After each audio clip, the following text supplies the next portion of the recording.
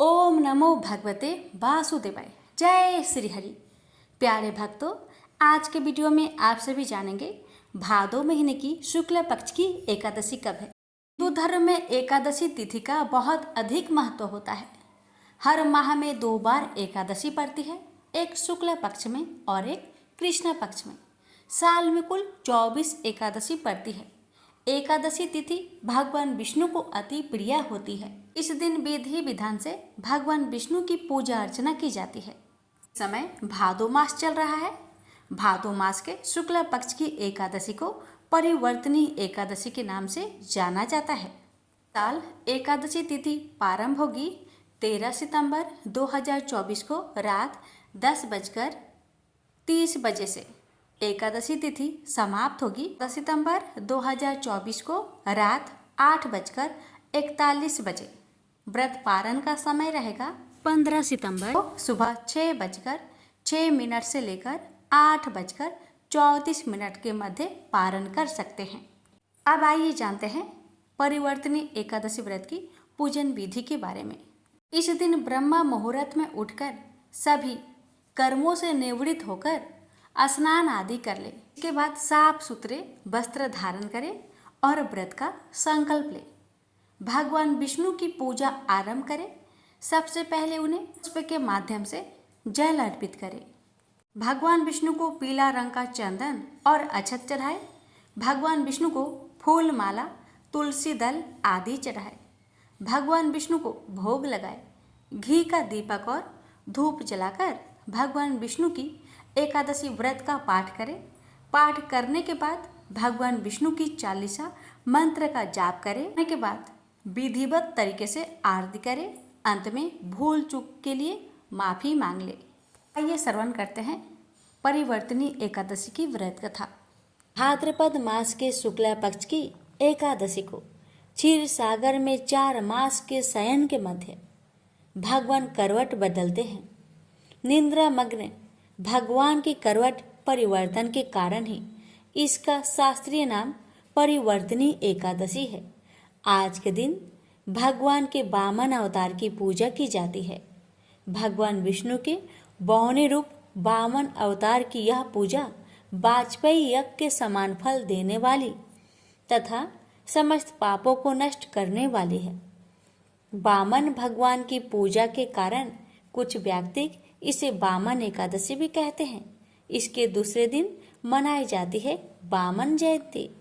धर्मराज युधिष्ठिर बोले कि हे भगवान, भादो की शुक्ला पक्ष की एकादशी का क्या नाम है तथा उसकी विधि क्या है? उस एकादशी की व्रत को करने से कौन सा फल मिलता है? सो सब समझा कर कहिए। श्री कृष्ण भगवान बोले कि हे राज श्रेष्ठ, अब मैं अनेक पाप नष्ट करने वाली तथा अंत में स्वर्ग देने वाली भादो की शुक्ला पक्ष की वामन नाम की एकादशी की कथा कहता हूँ। आप इसे ध्यान पूर्वक सुनो। इस एकादशी को जयंती एकादशी भी कहते हैं। इस एकादशी की कथा के सुनने मात्र से ही समस्त पापों का नाश हो जाता है। इसी एकादशी के व्रत का फल वाजपेयी यज्ञ के फल से भी अधिक है। इस जयंती एकादशी की कथा से नीच पापियों का उद्धार हो जाता है। यदि कोई धर्म में परायण मनुष्य एकादशी के दिन मेरी पूजा करता है तो मैं उसको संसार की पूजा का फल देता हूँ। जो मनुष्य मेरी पूजा करता है उसे मेरे लोक की प्राप्ति होती है। इसमें किंचित मात्र भी संदेह नहीं है। जो मनुष्य इस एकादशी के दिन श्री वामन भगवान की पूजा करता है वह तीनों देवता अर्थात ब्रह्मा, विष्णु, महेश की पूजा करता है। जो मनुष्य इस एकादशी का व्रत करते हैं उन्हें इस संसार में कुछ भी करना शेष नहीं रहता।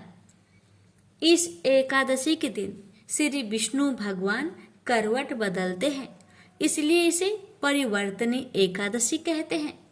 इस पर श्री युधिष्ठिर बोले कि हे भगवान, आपके वचनों को सुनकर मुझे महान संदेह हो रहा है कि आप किस प्रकार सोते तथा करवट बदलते हैं। आपने बलि को क्यों बांधा और वामन रूप धारण करके क्या लीलाएं की। चतुर्मास्य व्रत की विधि क्या है तथा आपके शयन करने पर मनुष्य का क्या कर्तव्य है, सो सब विस्तार पूर्वक कहिए। श्री कृष्ण भगवान बोले कि हे राजन, अब आप सब पापों को नष्ट करने वाली कथा को श्रवण करें। त्रेता युग में बलि नामक एक दैत्य था। वह मेरा परम भक्त था। विविध प्रकार के वेद सूक्तों से मेरा पूजन तथा यज्ञ किया करता था, परंतु इंद्र से देश के कारण उसने इनके तथा सभी देवताओं के लोगों को जीत लिया। तब सब देवता एकत्र होकर सोच विचार कर भगवान के पास गए और बृहस्पति सहित इंद्र आदि देवता प्रभु के निकट जाकर और नतमस्तक होकर वेद मंत्रों द्वारा भगवान का पूजन और स्तुति करने लगे। अतः मैंने वामन रूप धारण करके पांचवा अवतार लिया और फिर अत्यंत तेजस्वी रूप से राजा बलि को जीत लिया। इतनी वार्ता सुनकर राजा युधिष्ठिर बोले कि हे जनार्दन, आपने वामन रूप धारण कर उस महाबली दैत्य को किस प्रकार जीता। श्री कृष्ण कहने लगे, मैं वामन रूपधारी ब्रह्मचारी बालक बलि से 3 पग भूमि की याचना करते हुए कहा, ये मुझको 3 लोक के समान है। हे राजन, यह तुमको अवश्य ही देनी चाहिए।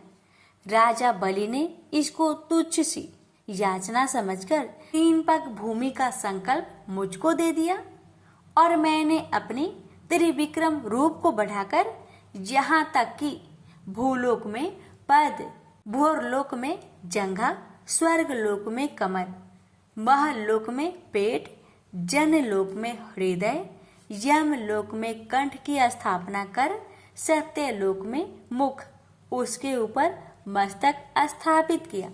सूर्य, चंद्रमा आदि सब ग्रह, गण, योग, नक्षत्र, इंद्र आदि के देवता और शेष आदि सब नाग गणों ने विविध प्रकार से वेद सूक्तों से प्रार्थना की।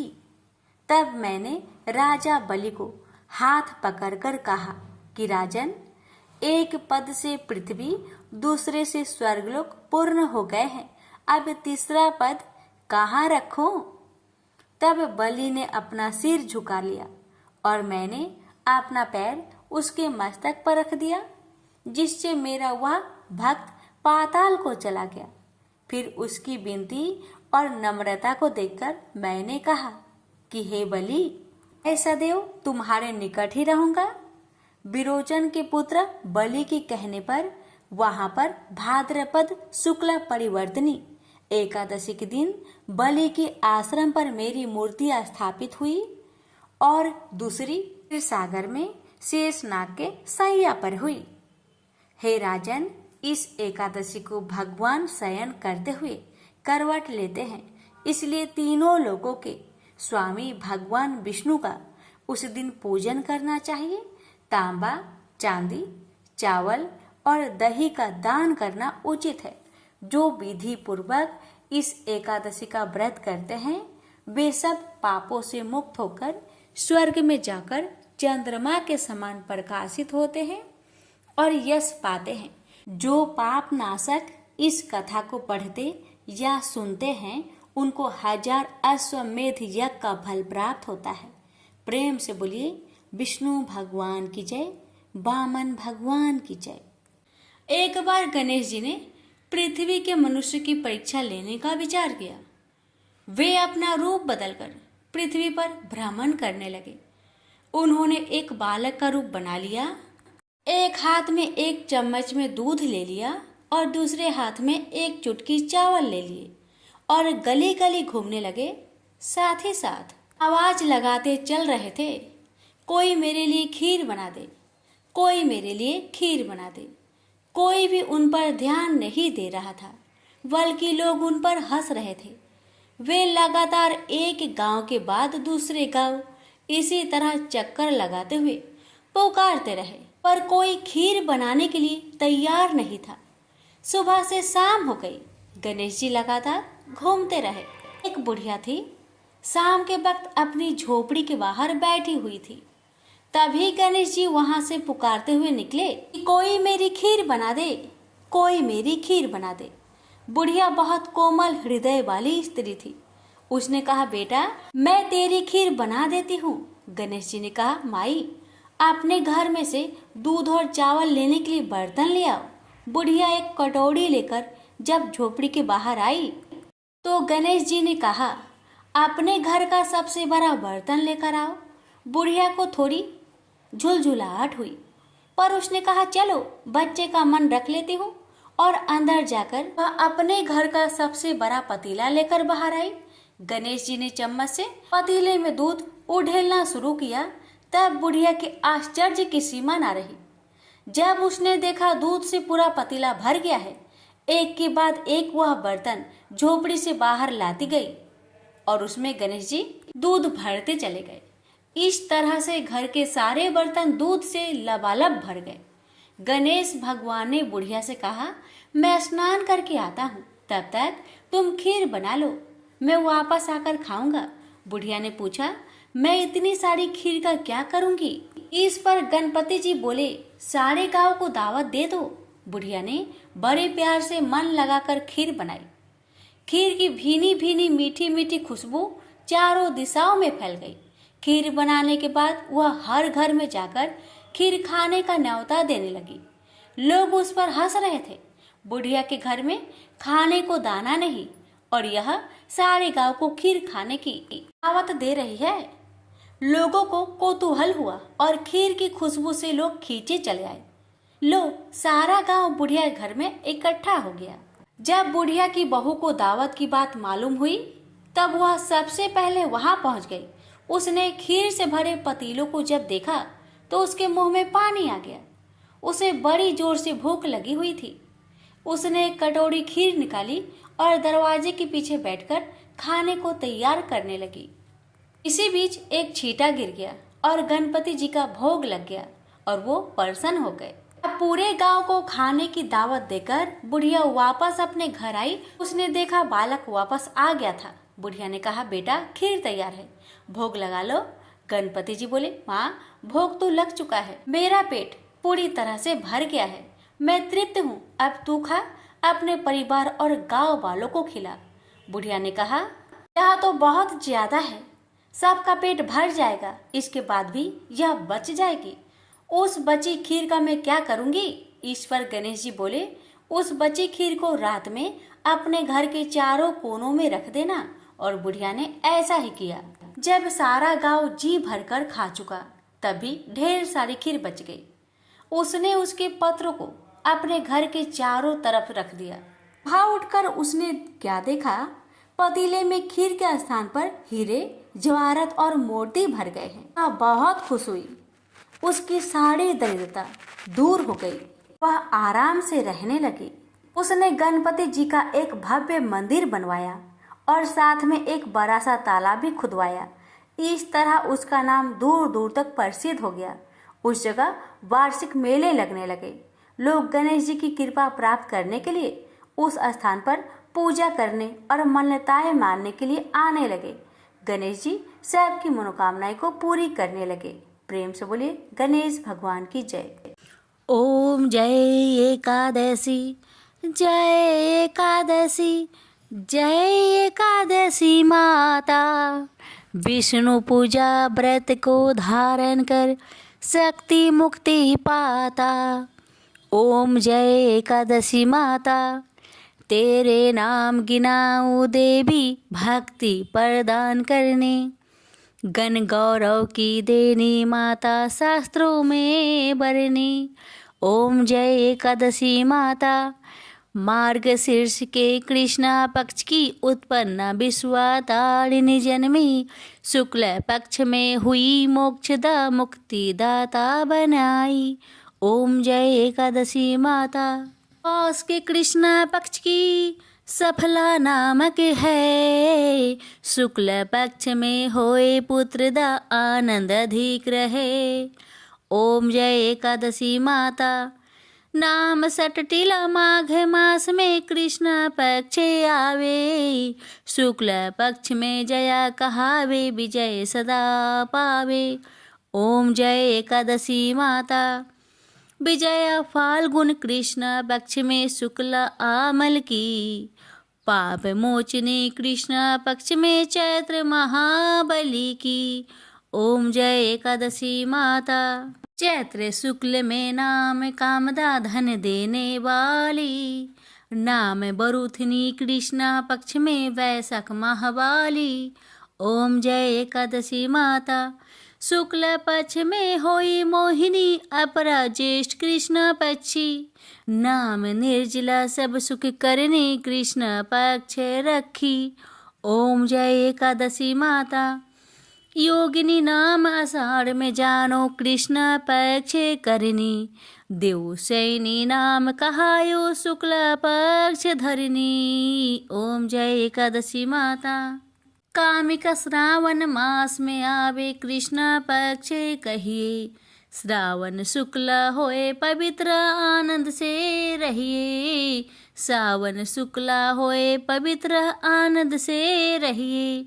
ओम जय एकादशी माता। जा भाद्रपदे कृष्ण पक्ष की परिवर्तनी शुक्ला, इंद्रा आश्विन कृष्ण पक्ष में व्रत से भाव सागर निकला। ओम जय एकादशी माता। पापंकुशा है शुक्ला पक्ष में आप हरण हारी, रमा मास कार्तिक में आवे सुखदायक भारी। ओम जय एकादशी माता।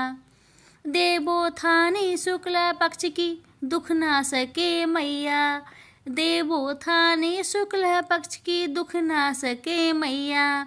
पावन मास में करूँ विनती पार करो नैया, पावन मास में करूँ विनती पार करो नैया। ओम जय एकादशी माता। परमा कृष्ण पक्ष में होती जन मंगल करनी, परमा कृष्ण पक्ष में होती जन मंगल करनी। शुक्ल मास में होए पद्मिनी दुख दरिद्र हरनी, शुक्ल मास में होए पद्मिनी दुख दरिद्र हरनी। ओम जय एकादशी माता। जो कोई आरती एकादशी की भक्ति सहित गावे, जो कोई आरती एकादशी की भक्ति सहित गावे, जन गुरु दिता स्वर्ग कबासा निश्चय वह पावे, जन गुरु दिता स्वर्ग कबासा निश्चय वह पावे। ओम जय एकादशी माता। जय एकादशी माता। प्रेम से बोलिए एकादशी माता की जय।